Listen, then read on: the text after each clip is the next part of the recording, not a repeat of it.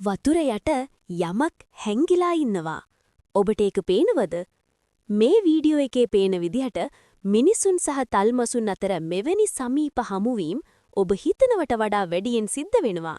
හිතන්න, ඔබ තල්මසෙකුගේ කට ඇතුළට ගියොත් පණ පිටින් බේරෙන්න පුළුවන්ද? නිල් තල්මසෙක් කියන්නේ ලෝකේ ඉන්න දැවැන්තම සත්වයා. ඔහුගේ දිව විතරක් අලියෙකුගේ බරට සමානයි. ඒත් ඔහුගේ උගුර ඉතාමත් පටු නිසා මිනිසෙකු ගිලින්න ඔහුට බැහැ. හැබැයි ඔහුගේ ඥාතියෙක් වන ස්පර්ම් තල්මසාට එය කරන්න පුළුවන්. 1891 වසරේ මහා බිහිසුණු කතාවක් වාර්තා වුණා.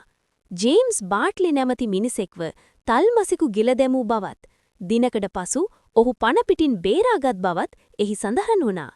තල්මසාගේ බඩ ඇතුලේ තිබූ අම්ල නිසා ඔහුගේ හම සුදු වී ඔහු අන්ධ වී සිටි බවත් පැවසෙනවා. හැබැයි වසර ගණනක් යනකොට විද්‍යාඥයන් මේ කතාව ගැන සැක කරන්න පටන් ගත්තා. මොකද තල්මසෙකුගේ බඩ ඇතුලේ ජීවත් වෙනවා කියන එක ඇත්තටම කළ හැකි දෙයක්ද? ඔබව තල්මසෙක් ගිල දැමුවොත් මුලින්ම ඔබට මුහුණ දෙන්න වෙන්නේ සෙන්ටිමීටර් 20ක් විතර දිග තියුණු දත් 50කට. මේව හරියට මස් කපන පිහි වගේ. ඔබ ඒ දත්වලින් බේරුණත් ඊළඟට තල්මසාගේ උගුර දිගේ පහළට ලිස්සා යනවා.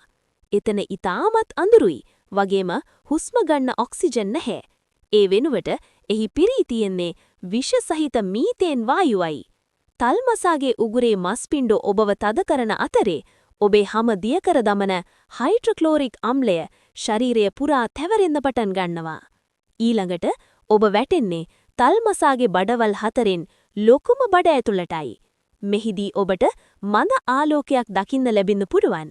ඒ තල්මසා ආහාරයට ගත් දීප්තිමත් දැල්ලන් නිසයි. හැබැයි ඒ ආලෝකය විඳින්න ඔබට වෙලාවක් නැහැ.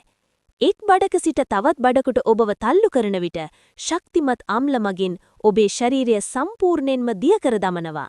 අවසානයේ ඔබෙන් ඉතිරි වෙන්නේ ඇට කැබලි කිහිපයක් විතරයි. ඉතින් ජේම්ස් බාට්ලිගේ කතාව හුදෙක් ගොතන ලද කතාවක් බව දැන් ඔබට පැහැදිලි. ඇත්තටම කිව්වොත් තල්මසුන් මිනිසුන්ව ආහාරයට ගන්න කැමති නැහැ. ව්‍යවසාමීකාමී සත්ව විශේෂයක්.